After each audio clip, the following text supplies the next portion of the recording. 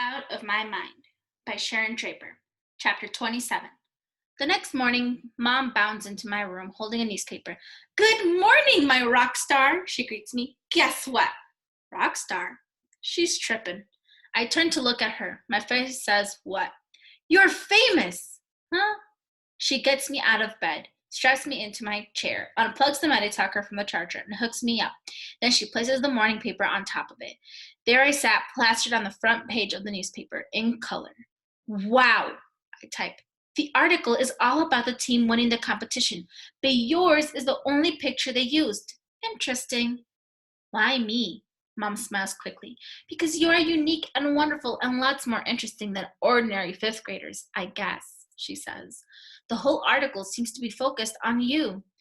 "Team kids won't like that," I type. "I'm sure they'll be happy for you, sweetheart." "No, they won't." "Here, listen to this." She reads me the article. "Spalding Street Elementary's talented academic team of 5th and 6th graders won the local Whiz Kids quiz competition last night by a score of 86 to 85. With stunning skills and knowledge, they answered questions far above their grade level to defeat 7 other teams." "Makes us sound smart," I tap. "And so you are," Mom replies.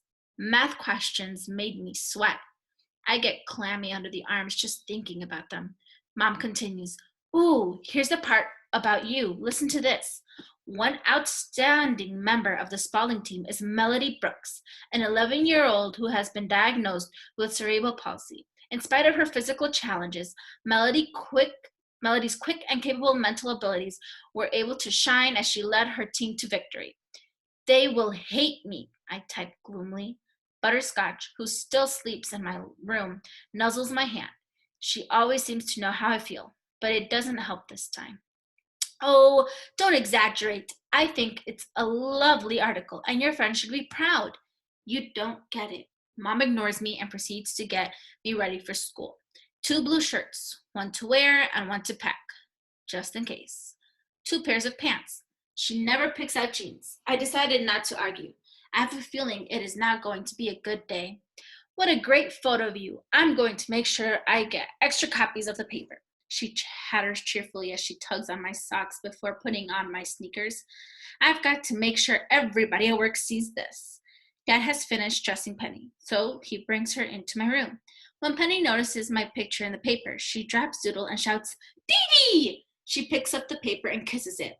I bet I won't get many reactions like that at school today. Dad leans over and gives me a kiss on the cheek. "I'm so proud of you." "I could pop," he says softly. "I love you, Melody." That makes me get all teary. Just once, I wish I could hug my little sister or tell my dad I love him too, in real words, not through a machine. The reaction at school today is just what I expected. Words flow out of lips that say nice things to me, but eyes tell the truth. They are cold, as if I had beat the reporter over the head and forced her to print that picture of me. Even Rose acted distant. "Nice picture of you in the paper, Melody," she says. "Thanks. Should have been all of us." "I think so too," Rose replies. I just sigh. I can't do anything right. I don't want to be all that. I just want to be like everybody else.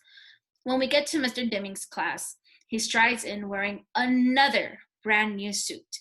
There must have been a 2-for-1 sale and a brand new smile. He looks like he might explode with happiness. He carries a stack of the morning papers with him. "I didn't sleep all last night," he admits to us. "I am just so very proud of our team and our school." He pauses while the class cheers for the quiz team.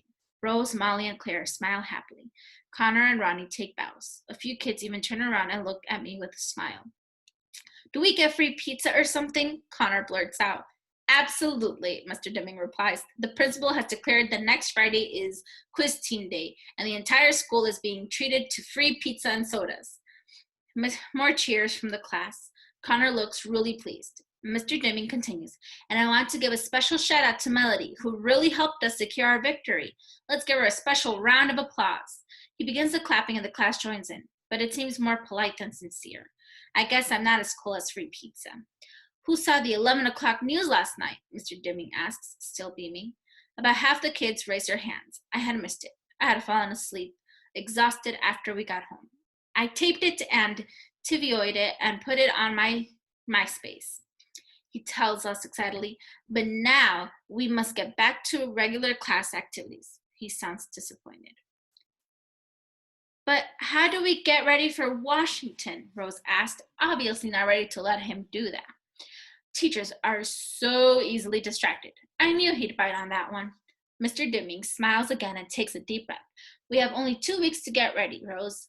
I've prepared a packet for each of my team champs, he says as he passes out the paperwork. Take this home and bring it back tomorrow without fail. In it, I've included information about how to redeem the free plane tickets and info about our hotel and schedule for the day we are in DC. It also gives details about our practice schedule, which begins today. We'll meet every day after school and half a day on Saturday. Saturday? Connor asks, disbelief in his voice. I'm worried about that too. A whole half day. If Catherine can't come, how will I get to the bathroom or eat? I'll bring bagels for breakfast, fruit for snacks, and we'll order in burgers for lunch, Mr. Dimming tells him. Sounds sorta healthy, Connor responds with a grin, but I'll be there. You skip a practice and get bounced to the alternates, Connor. I'm in this to win. Why don't you take a couple of days off, my man? Rodney says to Connor, and I'd be glad to take your place. Slide you right out in a blink. He sounds serious. No way, man. I'll show, Connor says hurriedly. Molly raises her hand. Mr. Dimming, do the alternates go to Washington also? Absolutely. So, should I buy a new dress just in case I get to be on the team? That's up to you, Molly, the teacher replies. Claire raises her hand then. Mr. D, I think I know what Molly's getting at. Since there are 6 people on the DC team instead of 4, which of the alternates will you choose?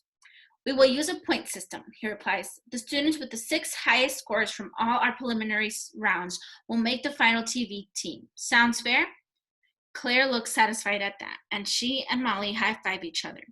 Mr. Dimming finally gets back to regular classwork, the study of Spain and Portugal, and I do my best to do nothing to call attention to myself. No weird noises or kicks or grunts for the rest of the class. No answers to questions I know. I just sit in the back of the room with Catherine and hope the morning will pass quickly. I spend the afternoon in room H5 where we watch Tom and Jerry cartoons for 3 hours. Can you believe it? After school, Catherine feeds me a pudding cup and some juice just before it's time to go to Mr. Dimming's room for our first practice. She frowns as I finish my last sip of juice. What's bugging you, Melody? She asks. You should be on top of the world, but you're acting like everybody just popped you in the nose. They don't want me on the team, I type. That's ridiculous. You were the star last night. That's the problem. Without you, they would not have won. They're scared of me, I tried to explain. They think I look funny. You never let that bother you before, she counters. It's hard to put my feelings into words that will come out right on my talker.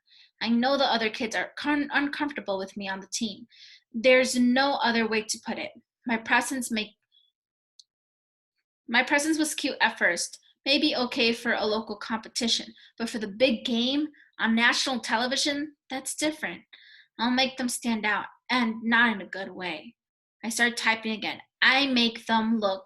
I hesitated, then typed in, weird. You're the smartest person on the team, Catherine exclaims. I drool. So pack a box of tissues. I make funny noises, and Connor farts sometimes. I have to smile at that. No more of this feeling sorry for yourself, young lady. Let's get down to Mr. D's room and kick some butt. Okay, let's go, I type. We roll down the room and I hold my head high. Well, at least as high as I can when it isn't wobbling around.